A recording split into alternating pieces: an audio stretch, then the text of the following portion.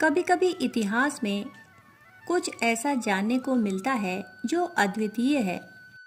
ऐसी ही एक कहानी वाराणसी के एक महान तपस्वी बौद्ध भिक्षु की है, जो बौद्ध धर्म के धर्माचार्य उपगुप्त के नाम से प्रसिद्ध है।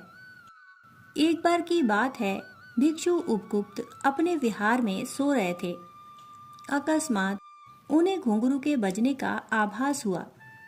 गौर करने पर पता चला कि नूपुर की छनछनाती ध्वनि उनकी तरफ बढ़ती चली आ रही थी।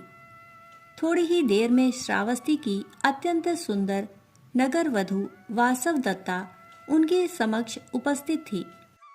वासव दत्ता के सौंदर्य से संपूर्ण श्रावस्ती प्रभावित था, किंतु वह स्वयं भिक्षु उपगुप्त के यौवन और प्रतिभा से प्रभावित होकर उन पर आसक्त थी।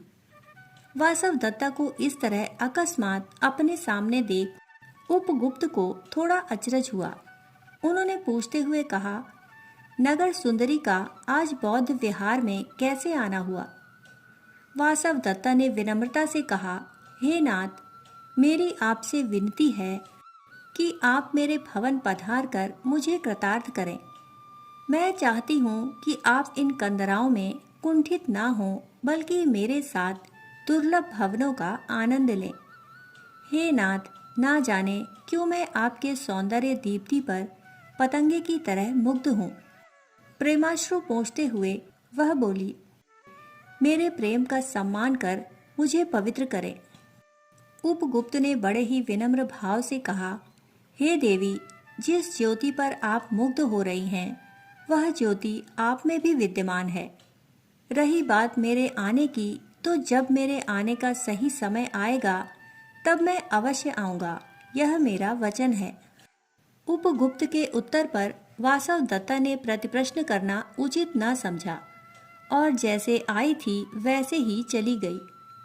दिन पर दिन बीतते गए।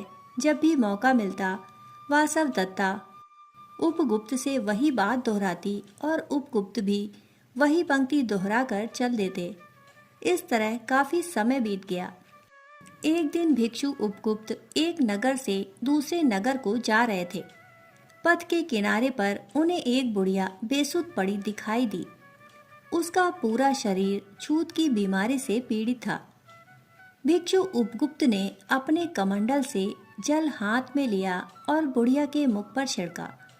शीतल जल के छींटे पड़ने से बुढ़िया को होश आया और वह बोली, हे करुणानिधि, आप कौन हैं जो मुझ अछूते की सेवा कर रहे हैं?